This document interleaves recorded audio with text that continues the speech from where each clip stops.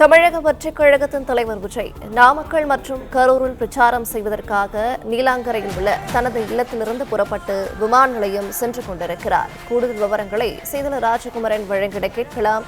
ராஜகுமரன், வணக்கம். மேலும் தகவல்கள் என்ன சொல்லலாம்?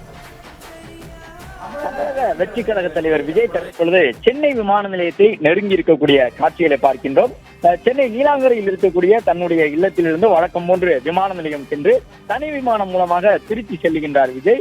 ஏற்கனவே அவருடைய பயண திட்டமிடல் படி சேலம் செல்லுவாரா அல்லது திருச்சி செல்வாரா என்ற ஒரு கேள்வி இருந்தது. ஏனென்றால் சேலத்திலிருந்து நாமக்கல் அருகில் இருக்கின்றது, ஆனால் திருச்சியிலிருந்து நாமக்கல் கிட்டத்தட்ட 90 கிலோமீட்டர் தூரத்தில் இருக்கின்றது.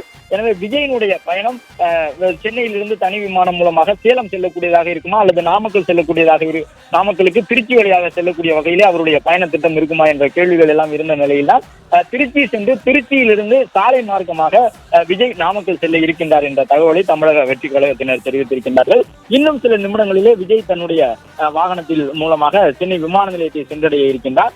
ஒவ்வொரு வாரமும் 2 நகரங்களிலே விஜய் உரையாற்றிக் கொண்டிருக்கின்றார். ஆரம்பத்தில் திட்டமிட்டிருந்த பொழுது 3 மாவட்டங்களை தொட்டு செல்லக்கூடிய விதமாக தமிழக வெற்றி கழக தலைவர் விஜயனுடைய தேர்தல் சுற்றுப்பயணம் இருந்தது. ஆனால் பல்லாயிரக்கணக்கிலே தொண்டர்கள் திரளுவதன் காரணமாக விஜயனுடைய சுற்றுப்பயண வாகனம் கிட்டத்தட்ட 5 கிலோமீட்டர் தூரத்தை கடப்பதற்கே கிட்டத்தட்ட 4 மணி நேரத்திற்கு மேலாவதன் காரணமாகவே அவருடைய சுற்றுப்பயணத்திலே மாற்றத்தை செய்திருந்தார்கள். அதன் அடிப்படையிலே விஜயனுடைய பயணம் என்பது ஒரு நாளுக்கு 2 நகரங்கள் என்று மாற்றப்பட்டிருக்கின்றன. அப்படி இருந்தும் கூட விஜய் தன்னுடைய தேர்தல் சுற்றுப்பயணத்தை மேற்கொள்ளக்கூடிய சூழ்நிலையிலே காலை முதல் இரவு வரை 2 நகரங்களிலே அவர் பேசி முடிப்பதற்கு ஆகின்றது.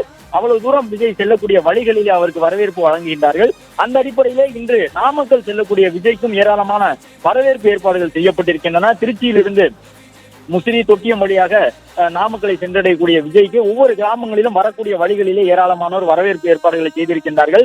பிளே ஸ்டோர் மற்றும் ஆப் ஸ்டோரில் இருந்து பாலிமர் செயலியை QR கோடு மூலம் பதிவிறக்கம் செய்யுங்கள். செய்திகளை உடனுக்குடன் பெறுங்கள்.